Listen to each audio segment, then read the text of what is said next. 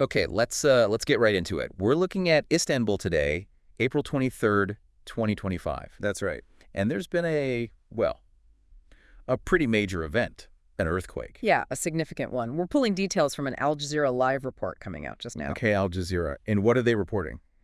They're saying a magnitude 6.2 earthquake has just shaken Istanbul. 6.2. Wow. Okay, that's not a small tremor by any Yeah, means. definitely not. And the report mentions the Turkish authorities, AFAD. It does. And this is, I think, quite telling. AFAD, that's their disaster agency. They're apparently already calling this one of the strongest earthquakes to hit the city in recent years. One of the strongest in recent years. That's Okay, it. so that's a pretty immediate and strong assessment. Exactly. It suggests this felt different, more intense perhaps, than what they might typically experience. You know, Istanbul does have seismic activity, but this phrasing stands out. Right. So for you listening, our sort of mission here is to quickly unpack what this breaking news means. Just based on this initial report, what's the immediate significance? Well, the core facts give us a baseline, right? 6.2 magnitude. That number itself tells us it has the potential for considerable damage. Especially in a city like Istanbul, we're talking, what, 16 million people? Yeah, roughly 16 million. Yeah. A huge, densely populated area. And that scale, it just changes the whole equation. It really does. You think about buildings, infrastructure, just people's lives. Absolutely. Transportation networks, utilities, older buildings, newer ones. A quake of this strength puts all of that under immediate stress. And going back to that AFAD quote, one of the strongest in recent years. That's not just data, that's an interpretation from the people on the ground. Precisely. It implies this wasn't just a localized shake or something minor. It likely means it was widely felt and probably quite forcefully. Makes you wonder what recent years specifically refers to. But the implication is clear. This is significant.